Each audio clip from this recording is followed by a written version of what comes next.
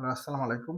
আমি সাজিল ইসলাম উজ্জ্বল। আজকে আমি কথা বলবো আমরা যারা ওয়েবসাইট ডিজাইন ডেভেলপমেন্ট বিষয়ে ক্যারিয়ার করতে চাচ্ছি, তো তাদের জন্য আসলে গ্রাফিক ডিজাইন বা ফটোশপ, ইলাস্ট্রেটর এটা সম্বন্ধে আসলে কতটুকু আইডিয়া আমাদের থাকতে হবে। তো আমরা যারা এইদিকে অনেকে ক্যারিয়ার করতে চাই আসলে তারা অনেকে চিন্তা করি যে ম্যা যেহেতু আমরা ওয়েবসাইট ডিজাইন ডেভেলপমেন্ট নিয়ে কাজ করব সেহেতু আমাদের গ্রাফিক ডিজাইনের অনেক বেশি আসলে নলেজের দরকার। তো অ্যাকচুয়ালি বিষয়টা হচ্ছে এরকম না।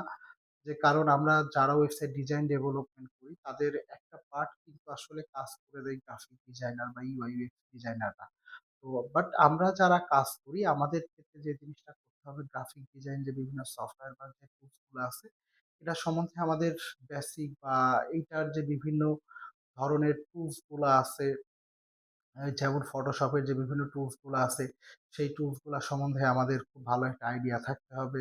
বা আমাদের ইলাস্ট্রেটর সম্বন্ধে যদি বেসিক একটু আইডিয়া থাকে তাইলে কি হবে যে আমরা আমাদেরকে যে ডিজাইনটা প্রোভাইড করা হচ্ছে সেটা হতে পারে আমাদের পিএসডি ফরম্যাটে, সেটা হতে পারে আমাদের ফিগমা ফরম্যাটে।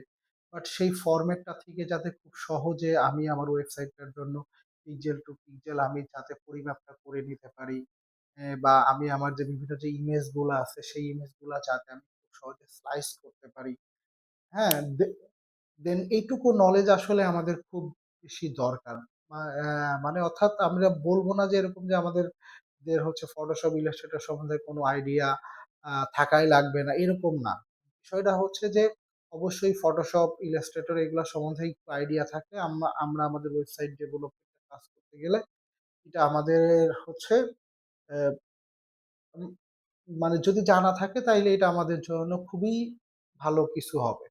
তো মানে অর্থাৎ আমরা যদি এটা না জানি, বিশেষ করে ডেভেলপমেন্ট সাইটে যারা কাজ করি আমরা, সেই ক্ষেত্রে আসলে ফটোশপ ইলাস্ট্রেটর খুব যে বেশি দরকার আসলে তা না। কিন্তু যারা ওয়েবসাইট ডিজাইন নিয়ে কাজ করে তাদের তো যেহেতু ডিজাইন নিয়ে ইউআই ইউএক্স ডিজাইন নিয়ে কাজ করতে হয়, দেন তাদের ফটোশপ ইলাস্ট্রেটর সম্বন্ধে বেসিক আইডিয়া থাকতেই হবে। না হলে কি হবে, আমরা প্রপারলি একটা ওয়েবসাইটের পিক্সেল টু পিক্সেল আসলে আমরা দেন এটা তৈরি করতে পারবো না। ওকে, বা আমাদের এই বিভিন্ন ধরনের ইমেজের যে স্লাইস গুলা করতে হয়, লোগোটা কেটে নিয়ে বসাইতে হয়। বিভিন্ন ধরনের ব্যানার থাকে বা বিভিন্ন ধরনের আইকন থাকে। এগুলার যদি সঠিকভাবে আমরা কেটে আমরা না ইউজ করতে পারি বা প্রপারলি যদি আমরা সুন্দরভাবে কেটে না নিতে পারি তাহলে কিন্তু ওয়েবসাইটটার মধ্যে আমরা খুব সুন্দরভাবে কিন্তু বসাইতে পারবো না।